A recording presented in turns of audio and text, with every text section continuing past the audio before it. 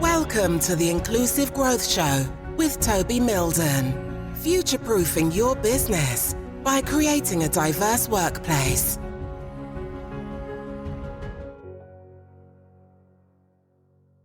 Hey there, thank you ever so much for tuning into this episode of the Inclusive Growth Podcast. I'm Toby Milden, and today I'm excited because we're welcoming back a guest that we've had previously on the show, Rob, who is the co-founder of Braided Space. In our last conversation, Rob shared his fascinating journey of how Braided Space started as a solution for communication challenges in deep space missions, and Rob and his co-founder Drew developed an innovative tool called Braiding to tackle the problem of delayed communications between astronauts and mission control, a challenge that becomes critical as humans venture further into space. What's incredibly exciting is how this technology is now being used here on Earth to foster better communication and inclusivity, especially for neurodivergent individuals. Rob's unique perspective as an astrophysicist and his extensive experience working with organizations like NASA, combined with the innovative application of braiding, is transforming how we think about inclusive communication. So in today's episode, we'll dive deeper into the development of Braided Space. We'll explore the benefits and applications of braiding on Earth and discuss how this tool can revolutionize the way that we conduct meetings and interviews, making them more inclusive and effective for everybody. So Rob, it's lovely to have you back. Let's start by having you just tell us a bit more about your role as one of the founders of Braided Space and the journey that you've been on since our last interview. Yeah, well, thanks so much for inviting me back on. Really great to be here. So yeah, it's been an interesting journey from the very beginning, as you remember from our first podcast, talking about the work you've referenced there, working with the space agencies, very exciting, and then evolving from there into the work on Earth around inclusive meetings. Sadly, my co-founder, unfortunately, he had to leave the business for health reasons. So about 18 months ago, I went from being, I'm still a co-founder, but I'm the sole founder working in the business, which was pretty challenging, actually. You know, having someone to sort of share the ups and downs of growing a business with was fantastic. And without that, it did make it a lot harder. It didn't make it any less fun. It certainly didn't make it any less challenging, that's for sure. But yeah, there's been some tough and lonely moments along the way, but the business has continued to move forward. And the innovation that we first came up with for the space business, which has evolved into braided meetings on Earth, has then evolved further since then. So yeah, we've made some great steps forward as a business in the last couple of years or so. That's brilliant. Can you tell us about how it's evolved and what you're currently working on? Yeah, of course. So we are still working in the space sector. Absolutely. That's still a big part of our business. We're still having lots of active conversations with NASA, the European Space Agency and the UK Space Agency. But the focus and the volume of work recently has been around how we can work on Earth. And when we last spoke, we had an embryonic version of a product we call Braided Meetings, which is the same technology we use in space, which allows us to create on Earth meetings in which everyone can contribute equally. So they're highly inclusive meetings. They allow everybody to contribute. Everyone gets a fair and equal turn to contribute. And when you and I first spoke, we were very aware of that. We were having some really interesting early conversations with people about how that could be inclusive, in particular, as you mentioned in your introduction, neuroinclusive. We've since evolved that quite significantly. Number of things, obviously, with any software product, you pretty quickly find there's a couple of bugs in it, a couple of things you wish you'd done a bit differently, a couple of bits of user feedback that help to guide you to make things more effective and more usable. We've also had some really interesting feedback about how some of the benefits of braiding are actually even more significant than we originally thought. So what we're seeing now is there are some amazing inclusivity benefits. There are also some amazing efficiency benefits. A braided meeting, because of the way it works, because of the way it allows everyone to contribute equally, and because of the way you get all of the good ideas in the room out into the meeting, ends up being about 8 times more effective than the same meeting run in a face-to-face environment. So you get some amazing efficiency benefits as well. So we're seeing inclusivity and efficiency coming to the fore. And then also we had this idea that our invention of braiding would be fantastic for recruitment interviews. When you look into the process of recruitment, there hasn't been much change in the way interviews are conducted for a long time. And for many people, the interview part of a process is a big barrier. Many people self-select out of applying for various roles because they are fearful of a face-to-face interview. Many recruiters are aware that the face-to-face interview is a challenge for people, in particular for neurodiverse individuals. But there hasn't ever been an alternative as credible and effective as a real-time synchronous interview other than a face-to-face interview or a video interview. So what we did was we took braiding technology and we created a tool which we now call Braided Interviews. I'm afraid we're not very imaginative with our product name. So we've got space braiding, braided meetings and braided interviews. But Braided Interviews is a version of the tool optimized for an individual interviewer to interview a individual candidate in an effective, inclusive way. And that's something that only came out now a couple of months ago, but we're really excited by some of the early feedback of that. Yeah, I'm really interested in the interview side of things because when we talk to our clients, inclusive recruitment is a big topic for them. Can you just explain to us how that new product works? Yeah, absolutely. So, and you're right, inclusive recruitment is a big area of focus. And for many reasons, people are concerned about talent shortages, but they're also very, very concerned now about making sure you have a variety of thought. The old adage, great minds think alike. I don't think anyone believes that anymore. In fact, I've heard other people say, great minds think differently. If you have a team with diversity of thought, you're more likely to be innovative. You're more likely to be creative. You're more effective at problem solving.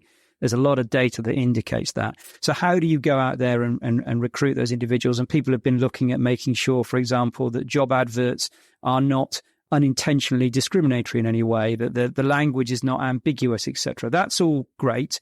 Then you do get to the point where you say, I need to actually interview this person, need to explore their ability to think, their ability to respond to challenges, etc. And the classic way of doing that, of course, is sitting down, video or in a room face-to-face, and the interviewer asks questions. Some things have emerged over the last few years that are almost givens within that process to make it more inclusive. One of them is to make sure the questions are shared in advance.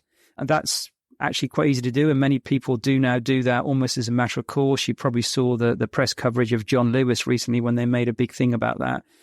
Again, that can happen for a face-to-face interview. If you're saying to someone, or someone comes to the process says, my challenge is I struggle with face-to-face meetings. And by the way, this role you're bringing me into, there's no requirement for face-to-face meetings. So why is a face-to-face interview part of the process? There's no alternative available. People are sending out questions on email, but then you've got a long asynchronous process of many days, by which time probably a neurotypical candidate has come through the door and already successfully got the job. So what braiding does is it creates an environment where you've got, for example, say you're interviewing me for a role now, you might send me an invitation to a braided interview with, say, 5 questions on it. So I know what the 5 questions are in advance. I can do a bit of preparation. When that interview starts, the way that appears to me is I'm looking at essentially a chat window with interview question number 1 on it. I knew what the question was already. I then type my answer. So Braided Interviews is entirely typed. There's no audio and there's no video, which for many, many candidates is a huge bonus. I type my answer after, say, 2 minutes, 3 minutes, whatever time you as the interviewer set. That question rotates on a virtual carousel to you, so you can see my answer and you can ask a follow-up question. Meantime, at the same instant, I have question 2 and I'm answering question 2. The interview proceeds like that. I go through question 1, 2, 3, 4, however many there are.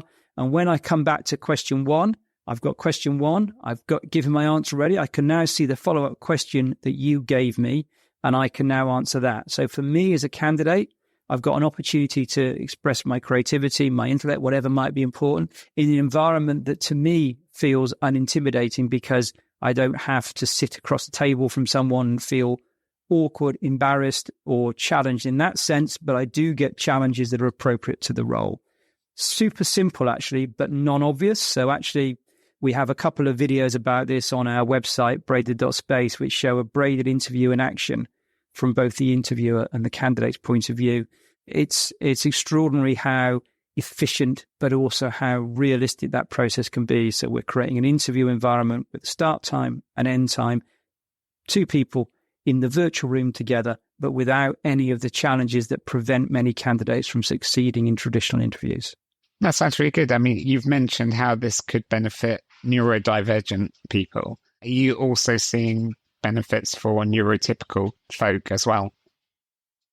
So we are for braided meetings. We haven't yet seen that for braided interviews because it's quite new, so we haven't got quite as much data from that. We're expecting to absolutely see that. We're expecting to see benefits for neurotypical individuals. You could actually, when we've talked to people about rolling out braided interviews, we're not saying to people you should always use braided meetings for everybody. What we're saying is you should give the candidates choice. If somebody prefers to be interviewed in that manner, then you should offer them that. If not, you should offer them an interview mode that suits them and their strengths. But you should do some other things that make the playing field level. So if I'm a neurodiverse candidate and you send me out the questions in advance, you should send the same questions out to the neurotypical candidate in advance. So the neurotypical candidate can do their thinking and do their preparation. For them, the interview mode might then be face-to-face and the follow-up questions will be face-to-face, but they know the same starting questions. And then that's a benefit also for the recruiter, because you as the recruiter, at the end of the process, you can compare candidates much more equitably because you started with the same opening questions. That sounds really good. And what kinds of organizations do you think would either benefit from using braided interviews, or indeed organizations that you would love to work with?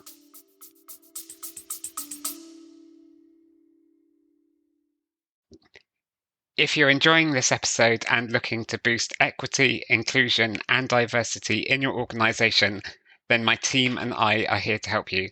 Our team specializes in crafting data-driven strategies, developing inclusive leaders, designing fair recruitment processes, and enhancing disability confidence.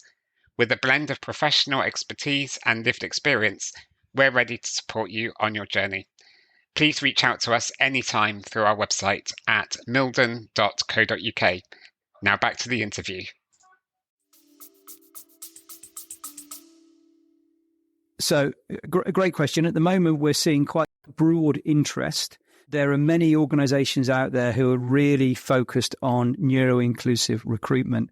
There was actually a report last year, which you may have read, called Neurodiversity in the Tech Sector.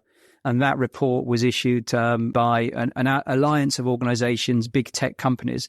And clearly they're focused on how to maximize the talent they get in all sort of aspects of diversity. And so for organizations like that, being able to recruit somebody in is absolutely key. And so for them, there's certainly a level of interest. We're working with companies as diverse as universities, pharmaceutical companies, tech companies. So at the moment, it seems to be largely sector agnostic, but you can obviously see from the outside which companies are actively looking to be more inclusive.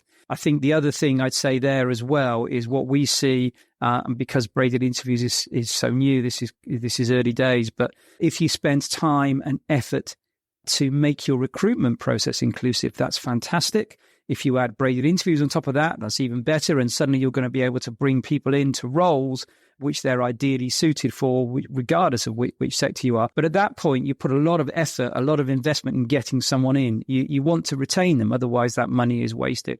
And that's where we're seeing the combination of braided interviews as part of the interview process, with braided meetings being available as a tool to use in parallel with all of the other tools, so that those individuals come into an environment which isn't suddenly an environment in which they can't thrive.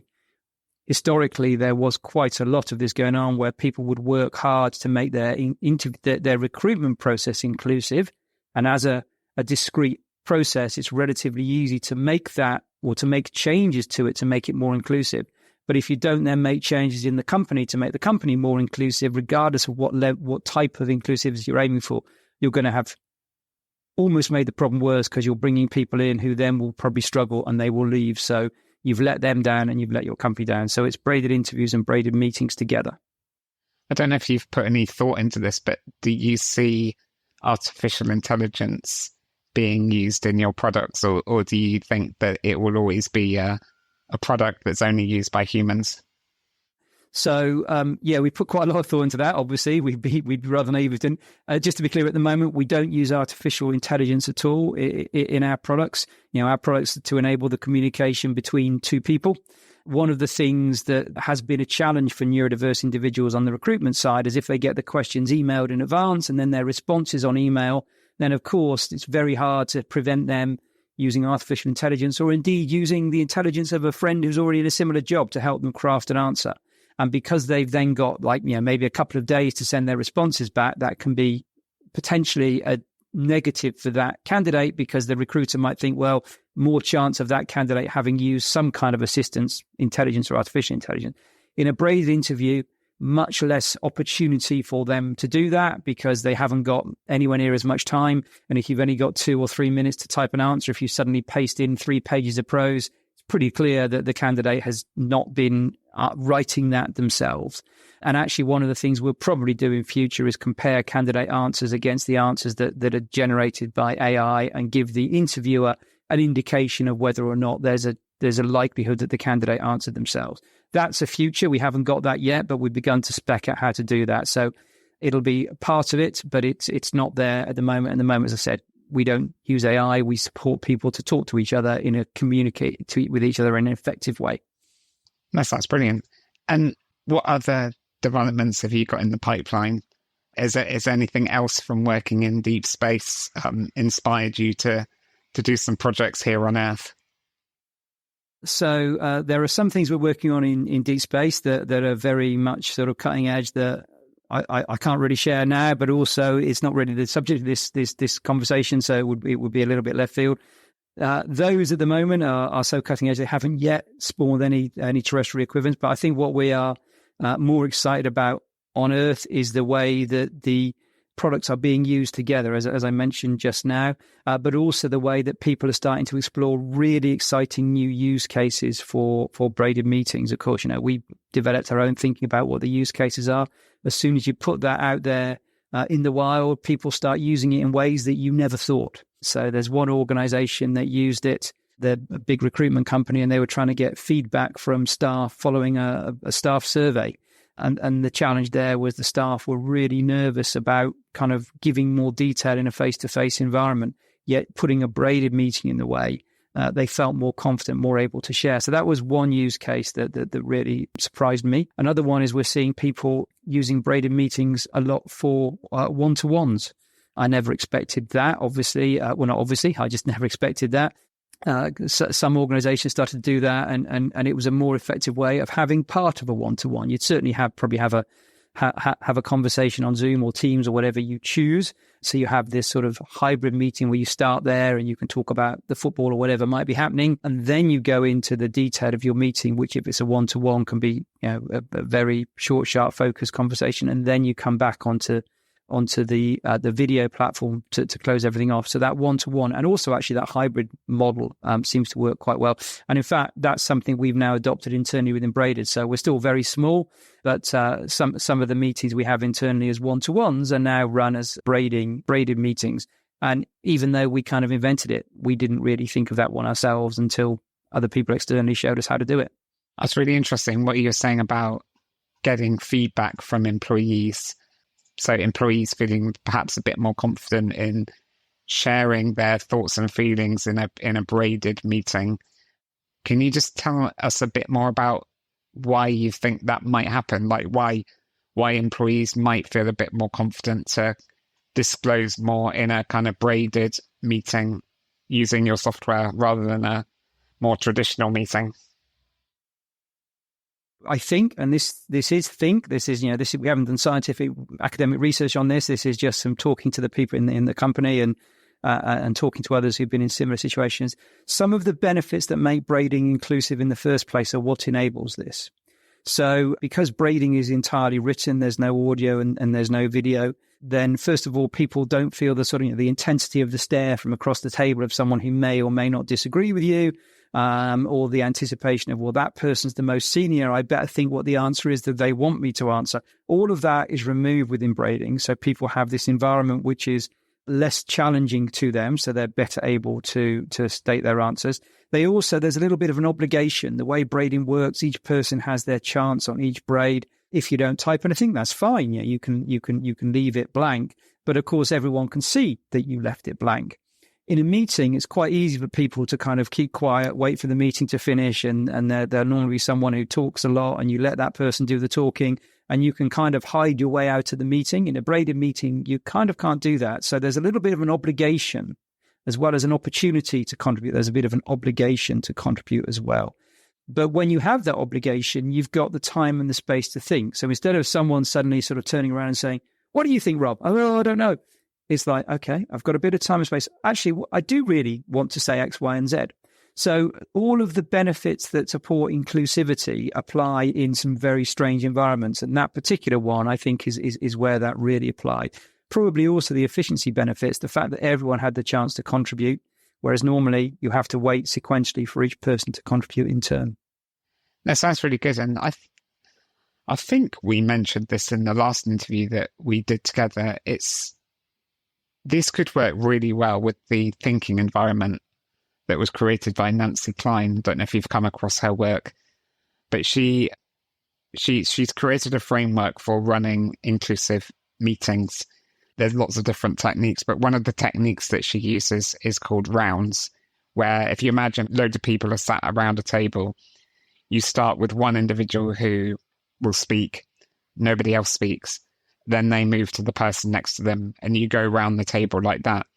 We do a lot of this with our clients, and what we find so many benefits, because what it does is it creates an environment where people have the space to think. So because you're not trying to talk over one another, you're not trying to muscle in.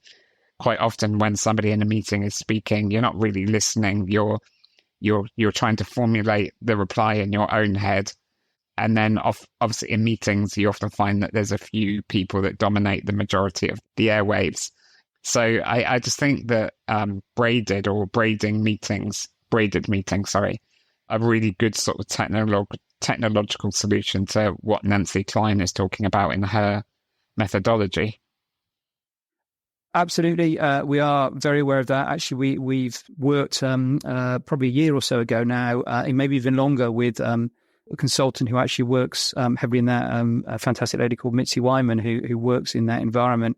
She's very enthusiastic about using braiding. She's been talking to some of her clients about it. So I think you're absolutely right. I'd also add on to that as well. When you look at the way some of the organizations there are starting to run meetings differently. So Amazon is famous for this. You know, Amazon have got some famous things about you have to do some planning. You have to write notes. You don't turn up with PowerPoint slides. Rules like, what was it called? The two pizza rule: never have a meeting where everyone can't be fed by two pizzas. Obviously, that's a more American reference than our reference, because it's however many cups of tea we can have here. But the point is that focus is important. And also, when you look at some of the ways they've implemented that, it's also been about making sure the most senior person in the room speaks last. All of those things are very, very much sort of embedded within the way braiding works. So, you know, what braiding creates is this environment in which everyone can contribute. And we're continually amazed when we start to explore it, just how similar it is to other techniques that people have tried to create to make meetings more effective over time. So certainly the thinking environment is one of them. People using the thinking environment and applying that in their business would certainly benefit from using braiding occasionally. And the same with people who are trying to emulate the way that Amazon has historically run meetings. That sounds really cool. If the person listening to us right now wants to learn more about your products, so braided meetings, braided interviews, what should they do? Because I think it's quite hard for you and I to describe what the product is in a way, because there's a visual element to it as well. So if you imagine you're conducting a meeting or an interview through a carousel, it's probably easier to see it rather than describe it. Where can they learn more about it? You're absolutely right. I do describe it, but it's much better when people see it, either see the video or do a demo. So the simple thing to do is to go to our website, which is simply braided.space. So https://braided.space. On there, you can see videos and more information about braided meetings and braided interviews. And you can get in touch with us, book a demo. So yeah, if anyone wants to know more, please get in touch through the website there. Or if you prefer to go onto LinkedIn, you can find us on LinkedIn as well. But yeah, get in touch. Love to understand from people their reactions, love to see their reactions, and love to organise demos for people. So please do. Brilliant. Thanks, Rob, for joining us today. It's really exciting to see how the product has evolved since we spoke to you about a year ago now, I think it was, how you've gone from braided meetings to braided interviews. And in a year's time, there may be another product online. So it'll be really exciting to see how the technology evolves and how the different end user use cases evolve as well. Because, like, as you say, people are using it in ways that you maybe didn't imagine at the beginning. So, for example, like facilitating one-to-one conversations or getting feedback from employees, engagement feedback. So thanks ever so much for joining me. It's been lovely to catch up with you. Thanks ever so much. Yeah, really exciting time. So thanks a lot for having us back on. I think it's a lot more than a year since we last spoke, but happy to come back on again in future if you want us to, if we do find new ways to take braided meetings to different places and use cases. Thanks so much.